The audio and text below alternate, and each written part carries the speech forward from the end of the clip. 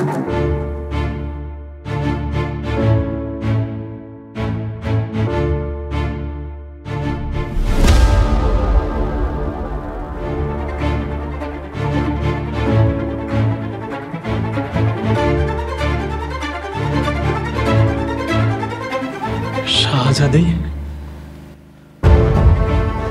রবিন, আমি কি ঠিক দেখছি তো?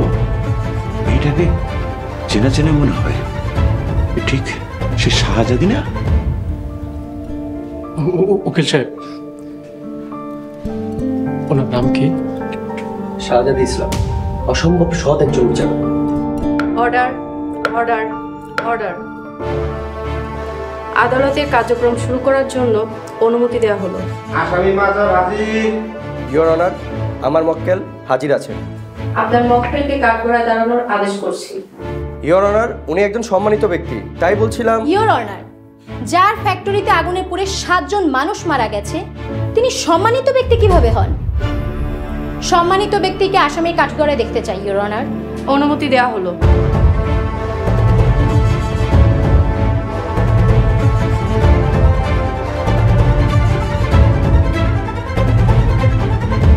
ইওর অনার, দুর্ঘটনার সময় আমার মক্কেল পবিত্র ওমরা পালনের উদ্দেশ্যে মক্কায় অবস্থানরত ছিলেন। অত্যন্ত দুঃখের বিষয়, ওনাকেই প্রধান আসামি করা হয়েছে। ইওর অনার, এখানে ফায়ার সার্ভিসের প্রতিবেদন আছে। ভবনের ন্যূনতম অগ্নি নির্বাপক ব্যবস্থা ছিল না।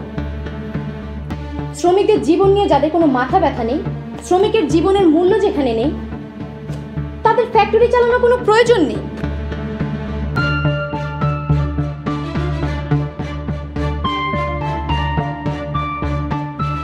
ইওর অনার, এ বিষয়ে আমি কিছু বলতে চাই। যখন দুর্ঘটনাটি ঘটে,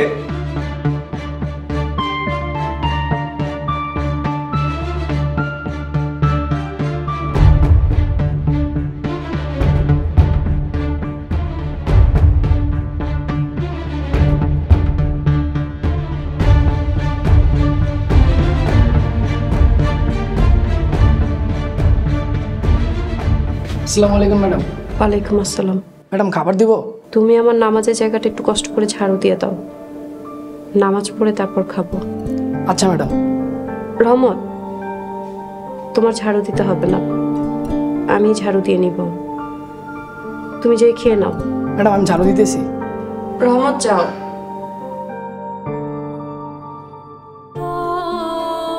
হে আল্লাহ, আমি তো ভুল বিচার করতে পারবো না। ইসলাম আমাকে সেই শিক্ষা দেয়নি। আল্লাহ, আপনি আমাকে বলে দেন আমি কি করব। আমার কাজ আপনি সহজ করে দেন।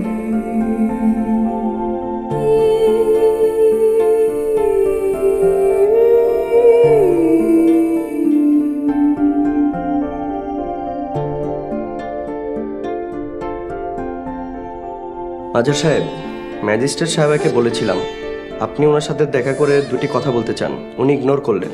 আপনি বলেছেন আমি ওনাকে সবিনয়ে অনুরোধ করেছি, আমি ওনাকে চিনি, বলেছেন? এভাবে আসলে বলা যায় না। আপনি দেখা করতে চান এই অনুরোধ করেছি, উনি রিফিউজ করেছেন। বাবা, কিসের স্বপ্ন দেখছো? অযথা নিজেকে আর ছোট করো না। কোন অধিকারে, কোন মুখে আমরা ওনার সামনে যেয়ে দাঁড়াবো? আমি খুবই কনফিউজড।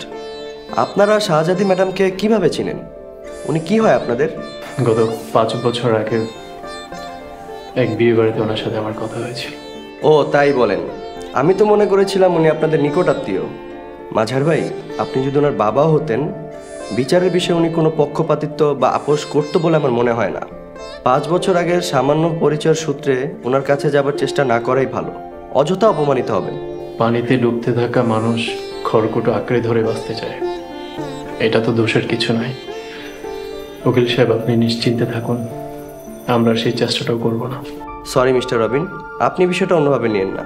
মাঝার ভাই, আপনি অ্যাটলিস্ট 20 লক্ষ টাকা জোগাড় করুন, না হলে সামনের হাজিরায় জামিন ক্যান্সেল হয়ে যাবে। উনি আপনার জামিন বহাল রেখেছেন, এতটুকু দয়া দেখাবেন সেটাও আশা করিনি।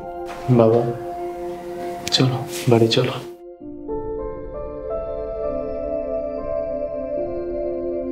আসসালামু আলাইকুম।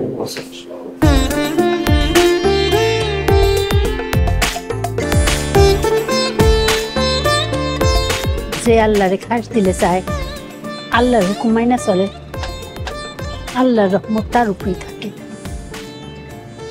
দেখো রবিনের মা, বিষয়টা বুঝতে আমাদের বড় দেরি হয়ে গেল। একসময় আমাদের অনেক কিছু ছিল, এখন কিছুই নেই। আমাদের দুইটা সন্তান, তাও আমাদের থেকে অনেক দূরে। আচ্ছা রবিনের বাবা, আমরা যদি শাহজাদির কাছে যাই মাপ চাই, ও আমাদের সাহায্য করবে না? দেখো, শাহজাদির প্রতি আমরা যে অন্যায় করছি, যে কষ্ট দিয়েছি, এমনকি রবিনকে পর্যন্ত আমরা ওর কাছ থেকে ছিনিয়ে নিয়ে এসেছি, তারপর কোন মুখে আমরা ওর সামনে গিয়ে দাঁড়াবো? শোনো, আমাদের বৌমা আলিশার নামে তো 4টা ফ্ল্যাট আছে। যদি বৌমা একটা ফ্ল্যাট বেচে দিত, তাহলে তো আমাদের সব সমস্যার সমাধান হইতো, আর দুঃখ কষ্ট থাকতো না। চলো না, আমরা বৌমার সামনে যায় দাঁড়াই, দেখবা বৌমার মন ঠিকই নরম হয়ে যাবে। যে মেয়েকে এত আদর দিয়ে নিজের সন্তানের বউ করে নিলাম, সে এখন আমাদের ছায়াটা পর্যন্ত দেখতে পারে না। সেধে নিজেকে অপমানিত করতে আর আমি চাই না। তার চেয়ে ভালো জেলে ভাত খাবো।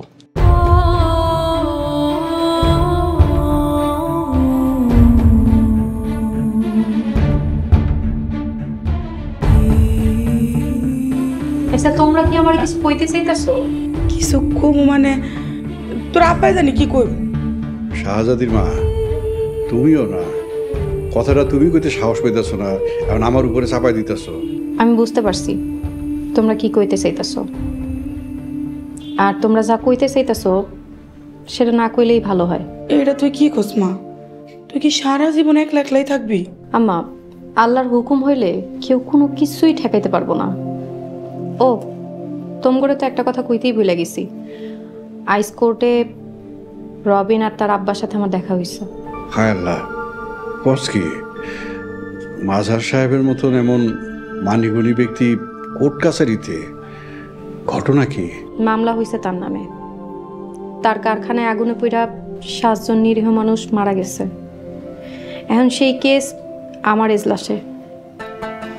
এই সম্মানী ব্যক্তি আমার সংসারটা ভাঙছে।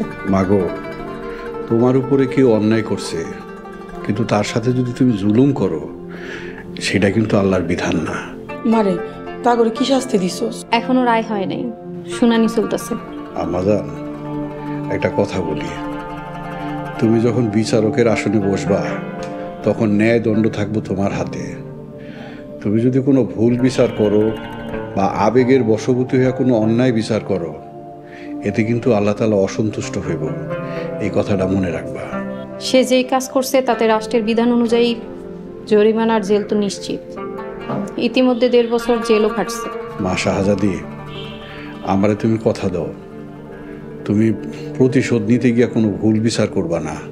একটা কথা মনে রাখো, ওনার অফিসে আমি 30 বছর চাকরি করছি, তোমারে পড়াশোনা করাইছি, আমাকে সংসার চলছে, এটা ভুলা যায়ও না।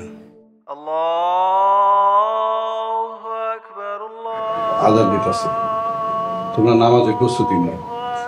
সময় মতো নামাজ পড়লে আল্লাহ তাআলা খুব খুশি হন। আমি নামাজ আদায় করে আসতেছি।